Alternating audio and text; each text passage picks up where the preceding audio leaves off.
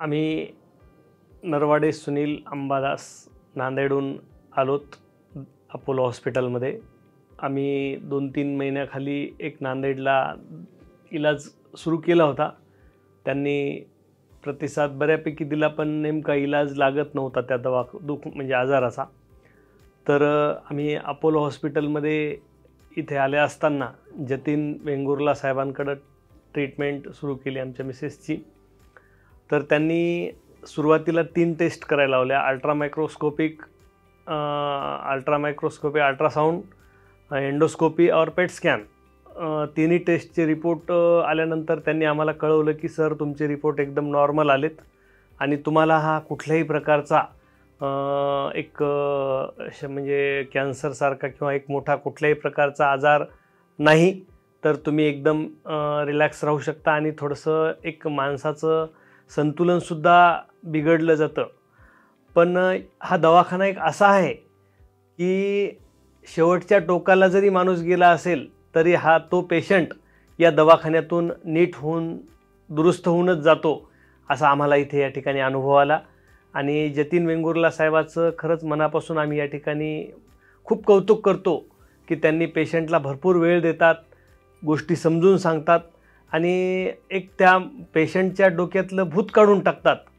त्या पेशंटला वाटते की मला खूप मोठा काही एक आजार आहे काही, आणि तो मानसिक त्याचं खच्चीकरण होत असतं। पण वेंगुर्ला साहेबांचं असं आहे काही की त्यांनी डोक्यातून माणसाचं मानसिक संतुलन अगोदर त्यांनी काढून टाकतात आणि त्याच्यावर पेट स्कॅन, अल्ट्रामायक्रोस्कोपिक पूर्ण व्यवस्थित अशा खूप महागड्या टेस्ट होत्या, आम्ही त्या करून घेतल्या आणि आमच्या पेशंटला कुठल्याही प्रकारचा या ठिकाणी आजार आढळलेला नाही। आणि वेंगुर्ला साहेबांनी फक्त एक 5-6 महिने गोळ्या औषधाने हा आजार बरा होऊ शकतो। आणि त्यांनी सुद्धा सांगितलं की मी पुढच्या या डिसेंबर महिन्यामध्ये 17 तारखेला नांदेडला माझी व्हिजिट आहे आणि त्या व्हिजिटमध्येच तुम्ही त्या ठिकाणी भेटत जा आणि तुमची परेशानी होणार नाही। असं खूप छान अनुभव आम्हाला या अपोलो हॉस्पिटलमध्ये मिळाला। आणि सर्व वेंगुर्ला साहेब असतील, डॉक्टर वेंगुर्ला आणि त्यांच्या सहकारी पूर्ण स्टाफचं आम्ही मनापासून आभारी आहोत। धन्यवाद। Hi, I'm Dr. Jatin Egurla, consultant gastroenterology, hepatology and advanced therapeutic endoscopy at Apollo Hospitals, Hyderabad. Today we have with us Mrs. Nawade ji, who's come to us with symptoms of long-standing difficulty in swallowing and loss of appetite and some weight loss. With this history, she underwent endoscopy several times elsewhere in her home town, and that showed an esophageal ulcer which was not healing over the course of few months, and that is where they exhausted all lines of treatment and approached me. So I have done an endoscopy. I took the biopsy from the non-healing ulcer in the food pipe or the esophagus. However, the biopsy was inconclusive.